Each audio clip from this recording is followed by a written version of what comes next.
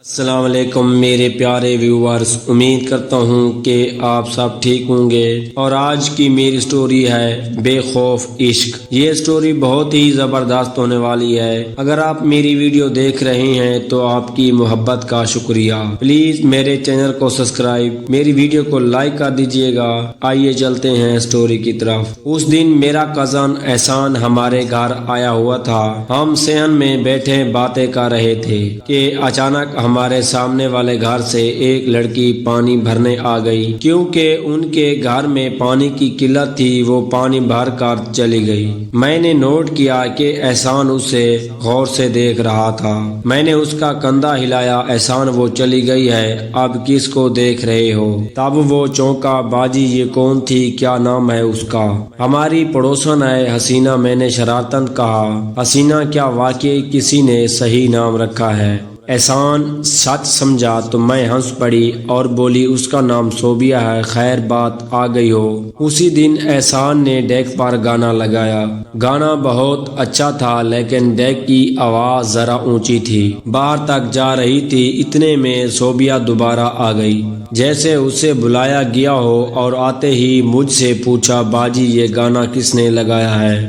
تم کیوں پوچھ رہی ہو؟ گانا بہت اچھا ہے، اس گانے نے میرا دل کھینچ لیا ہے، وہ بولی۔ تب میں نے اٹھ کر آواز آہستہ کر دی۔ اس نے پوچھا، باجی یہ کیسٹ آپ کی ہے؟ نہیں، یہ میرے کزن احسان کی ہے، مجھے گھر میں سنائی دے تو پھر آواز اونچی رکھیں۔ یہ کہہ کر وہ چلی گئی۔ احسان نے ہماری گفتگو سن لی تھی اور مسکرا رہا تھا۔ اس کے والد شام کو اسے لینے آ گئے لیکن وہ جانے کو تیار نہیں تھا۔ تایا سے بولا، ابا جان مجھے واپس سہیوال نہیں جانا۔ تایا ابو حیران رہ گئے۔ کیا کہہ رہے ہو؟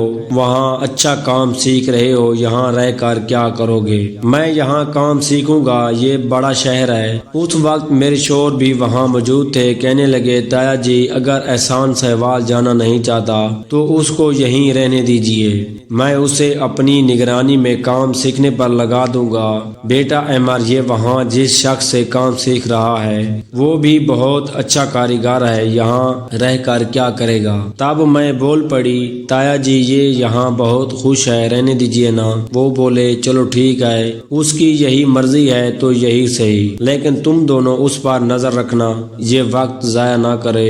وہ احسان کو ہمارے گھر چھوڑ کر واپس چلے گئے۔ اگلے دن وہ عمر کے ساتھ کام پر جانے لگا۔ وہ بہت دل لگا کر کام سیکھ رہا تھا۔ چند دنوں میں ہی اس کے ہاتھ میں اتنی صفائی آ گئی کہ ہم سب حیران رہ گئے، گویا اس پر لکھے ہونے کا الزام غلط ثابت ہو گیا تھا۔ ایک دن وہ شام کو دکان سے آ کر میرے پاس بیٹھ گیا اور کہنے لگا، باجی آپ سے ایک بات کروں، کسی سے کہیں گی تو نہیں؟ میں نے پوچھا، کیا بات ہے؟ وہ بولا، میں کسی سے نہیں کہوں گی باجی، بات دراصل یہ ہے کہ میں آپ کی پڑوسن لڑکی صوبیہ سے شادی کرنا چاہتا ہوں۔ میں اس کی بات سن کر حیران رہ گئی اور بولی، ایک بار دیکھ کر ہی اتنا بڑا فیصلہ کر لیا؟ اس نے جواب دیا، نہیں، وہ روز ہی عمر بھائی کی دکان کے سامنے سے گزر کر اسکول جاتی ہے، میں روز اس سے دیکھتا ہوں، کیا آپ اس کی مرضی پوچھ کر مجھے بتا سکتی ہیں؟ میں نے کہا، ہاں بتا دوں گی۔ میں نے اسے ٹالنے کی کوشش کی۔ کچھ دن گزرے تھے کہ تایا ابو آ گئے اور بولے، سیکھ لیا نگینے جوڑنا، اب اپنی دکان پر چلو اور میرے ساتھ کام کرو۔ یہ سن کر احسان کا منہ اتر گیا اور اس نے باپ کے ساتھ جانے سے صاف انکار کر دیا کہ میں مکمل کام سیکھنے کے بعد ہی گھر جاؤں گا، استاد مجھے بہت محنت سے سکھا رہے ہیں۔ تایا اس نے ڈانٹنے لگے، تبھی وہ رونے لگا۔ تایا ابو دراصل سونار کا کام کرتے تھے اور احسان زیورات میں نگینے جوڑنے اور موتی لگانے کا کام کرتا تھا۔ آخر تایا نے پوچھا، کسی وجہ سے تم اپنا گھر چھوڑ کر ان کے گھر رہنا چاہتے ہو؟ مجھے سچ سچ بتاؤ تو میں تم کو یہاں رہنے دوں گا، ورنہ میرے ساتھ چلنا ہی ہوگا۔ احسان نے ہمت سے کام لے کر سچ بات کہہ دی، میں اس محلے میں رہنے والی ایک لڑکی صوبیہ سے شادی کرنا چاہتا ہوں۔ تایا نے سوال سوال کیا کون لوگ ہیں وہ تب معاملے کی نزاکت سمجھتے ہوئے میرے شور بول پڑے، لڑکی کے والد ہمارے پرانے پڑوسی ہیں، اچھے لوگ ہیں، ہمارے جاننے والے ہیں۔ تایا نے کہا اچھا ٹھیک ہے، اگر آپ کے جاننے والے ہیں تو ان سے بات کریں، پھر مجھے بتائیں۔ میں نے کہا آپ فکر نہ کریں تایا جی، میں بات کر کے آپ کو بتاؤں گا۔ تایا کے جانے کے بعد میرے شوہر نے بات بنانے کی بجائے بگاڑ دی، کیونکہ وہ اس معاملے سے خوش نظر نہیں آتے تھے۔